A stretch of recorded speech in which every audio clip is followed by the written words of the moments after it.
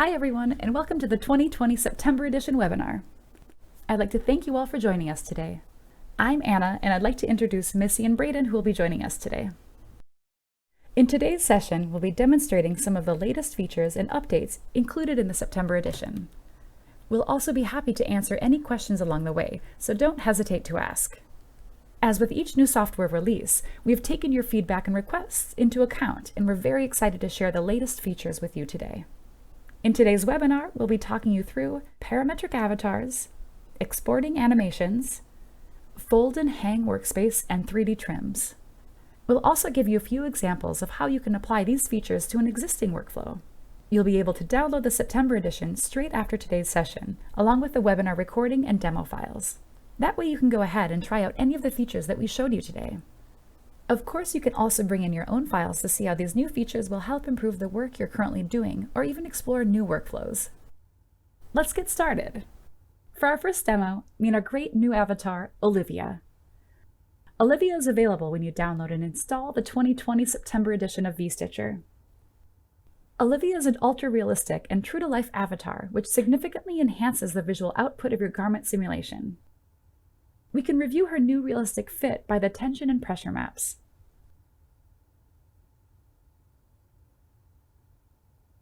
Olivia is a parametric avatar, so we can edit her measurements to fit our needs. For Olivia, the measurements part of that Edit Avatar pane includes some new measurements and an improved user interface. For example, if we click in the waist field, the avatar displays not only the waist measurement, but also the other measurements that are affected if we edit waist. For example, high hip and under bust. This improves the physically realistic appearance of the avatar. In the body silhouette section, there are several new sliders that make it easy to change the body silhouette to a different look. Adjusting the model slider changes the body proportions to have longer legs and torso. The body slider lets you adjust the body size while maintaining the general body shape and the right proportion. And adjusting the balance slider gives Olivia a straighter backline. Let's move the model slider from 0 to 1. We'll save this version of Olivia for future use.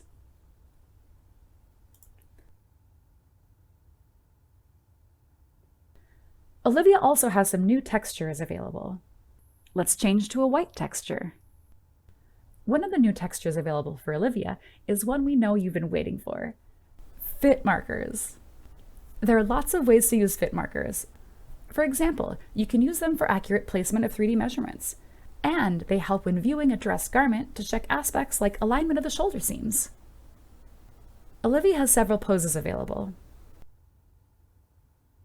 As with other parametric avatars, these are editable. Let's save this new pose with a different name so it's available for our use in the future. Finally, let's change Olivia's texture to black mannequin.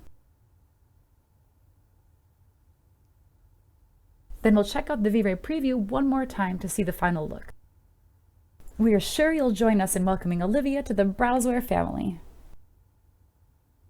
In the 2020 September edition, we have also strengthened the relationship with 3D software. Now you can import your own avatar that contain blend shapes, and VStitcher recognizes these blend shapes, displaying them in the user interface as sliders. These sliders, in each case using the name you gave to the blend shapes in your 3D software, allow you to easily adjust the avatar inside VStitcher as required.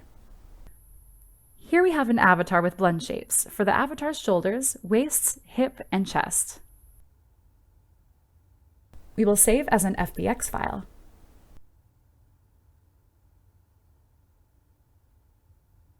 Now let's import this file into VStitcher.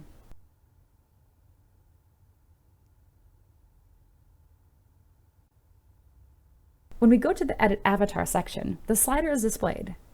We can easily change this part of the avatar's appearance.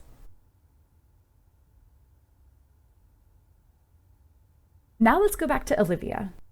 We add a new Runway animation and new export options to give you more flexibility when using the animation feature. We are going to show you a nicely animated scene featuring Olivia. We added 2 export options to our animation plugin to help you create amazing animations. Let's open the animation plugin. We can see on the top right a link to import from cloud. The link takes us to the animated avatar board. We select Olivia Catwalk and download it straight into VStitcher. Now that we have an animated avatar, we can create an animation scene. There are several output options: MP4, animated GIF, sequence, and the two new ones, FBX with animation, OBJ with animation. The FBX option includes MC, which is short for Maya Cache. This output can be imported natively into Autodesk software such as Maya, 3D Studio Max, and Motion Builder. The output files are FBX, MC, and XML. The XML and MC files in the folder store the cache data, which is referenced by the FBX file. The OBJ option includes MDD, which is short for Motion Designer Document. This output can be imported natively into Blender, Modo, DAZ, and Cinema 4D. The output files include OBJ, MTL, and MDD and textures. First, let's preview without a garment so we can select the best camera view for this catwalk.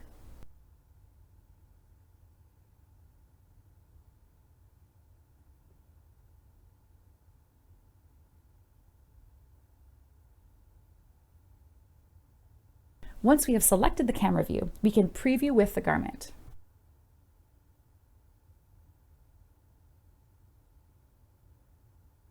If the garment needs a pinch fix, you can stop the animation preview, fix the drape,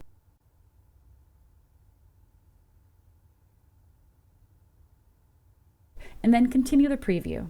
You can also go back to the starting point of the animation preview and review it from the beginning. You can activate the tension map to see the fit in motion.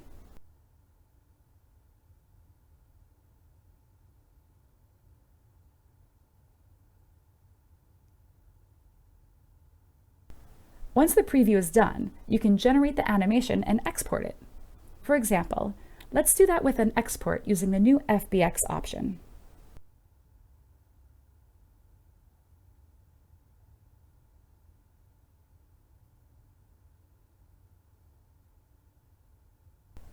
At this point, we'll import the output into Maya and see how it looks. We start with Olivia, then we add the garment and put everything together. In the 3D software, we can add more realistic lighting and advanced textures. Fantastic! Let's start our second demo. We'll begin with a new feature that gives you the freedom to edit and change the look of 3D trims. As a designer, details are important. This feature helps you get them right. For example, here we can see the jacket buttons don't match the garment fabric. Let's get that sorted. We simply need to select the button and replace the diffuse map with something suitable. I have some button print options that the factory supplied. We'll try out a few of these potential replacements until we find the best match.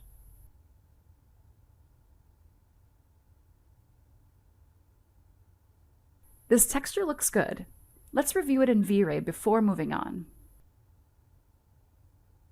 Now let's match the thread to the button color.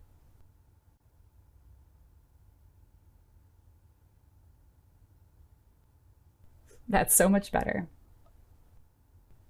For our next feature, we are going to focus on just the shirt.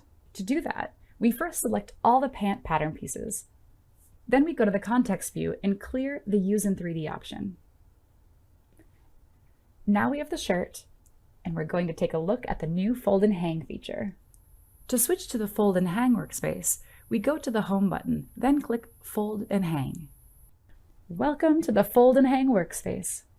With its new tools and styling capabilities, here we can create digital output showing garments folded and hung exactly as we want them to be. In the Fold and Hang workspace, there is a special collection of tools on the main toolbar, each with various options displayed below the tool on the horizontal contextual menu. The new workspace has its own unique simulation, which behaves differently from the regular simulation, allowing us to create presentation output of folded and hung garments. We added a floor grid option for the 3D environment to help easily align folds. The floor grid is available in the Home workspace as well. First, we change to an A pose, as this makes the garment easier to fold.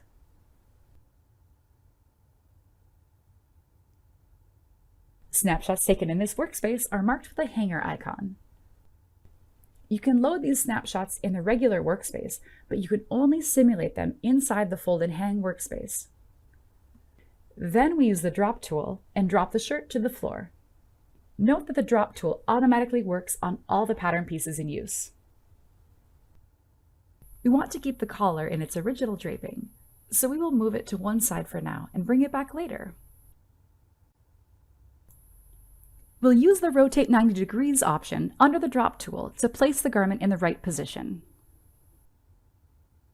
With the garment on the floor, we're going to use two new settings which will affect the physical properties of the garment because we want to have a smoother look for the garment. First, we use the Strengthen Fabric setting and change it to Very High. This setting allows us to customize how flat or rounded the garment or specific pieces display. Then we use the Crease Edge setting and change this to Normal.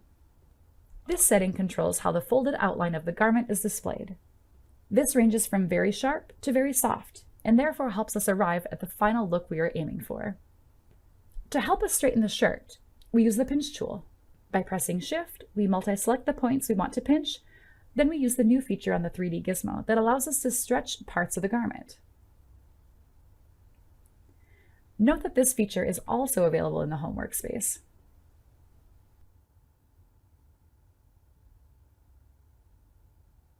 We'll use the 90 degrees rotate button again to turn the garment the way we want it to be for folding.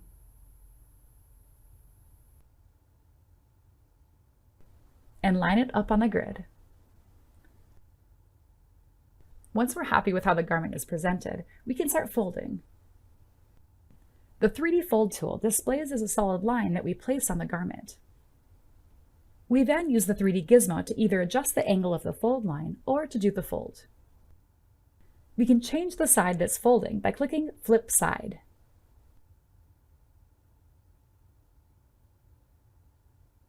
Let's make the first fold.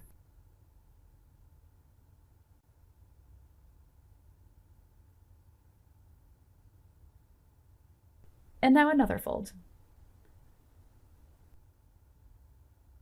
If something doesn't work as expected, we can always use Undo. Note that support for the Undo feature has also been extended so that it now works in the regular workspace when doing 3D styling. Now this fold looks much better.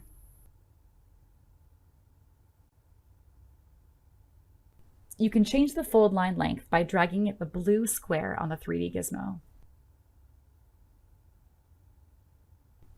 If we want to fold a specific pattern piece, we use the Per Selection option.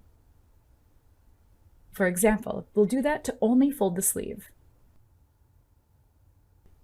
And we'll finish with a few more folds.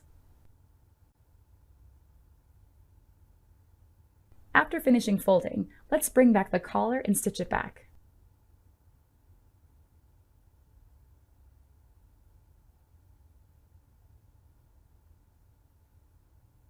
We'll use the 3D gizmo to put the collar back in the correct position.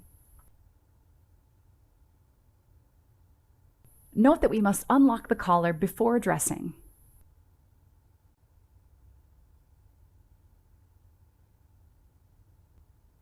To help maintain the right drape appearance, we changed the Strengthen Fabric property for the collar to Solid. We added a new styling option especially for this workspace. We'll use the brush to paint the area and then select Elevate. The Elevate option helps make collars stand upright. Great, now the collar is the right shape. Let's check this out in the V-Ray preview.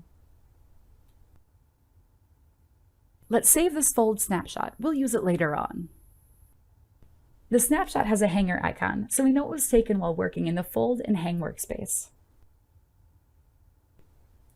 Let's retrieve the avatar. In this case, we would like to use a hanger avatar. If we can't remember the exact name, the search facility is a big help. Now we have the avatar we want. We drag the garment to the hanger using the Select tool and the 3D gizmo and dress.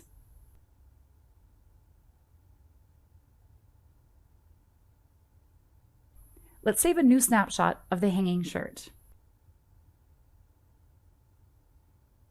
Now let's render this.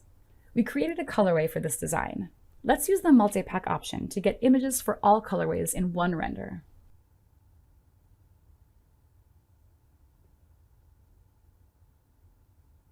And that's some of the key capabilities of the Fold and Hang workspace. One big advantage of the feature is that all of your work is done on the same file.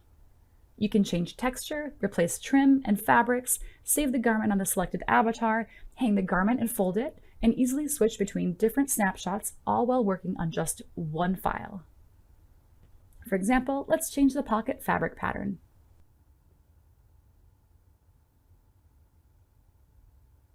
Now we assign a logo. And it's so easy to toggle between the snapshot and see the change just made. This file is ready for whatever you want to do next, whether you want to share it, render it, or even generate the tech pack. If you think of any additional questions after the session, feel free to reach out to us at support@browswear-global.com. We will also be updating our help site with a What's New summary of the September edition features, including the updates that were showcased today. So if you'd like to dive deeper and learn more about the functionality, check out support.browswear.com. We can't wait for you to get started with the VStitcher and Lotta 2020 September edition. Thank you and have a great day.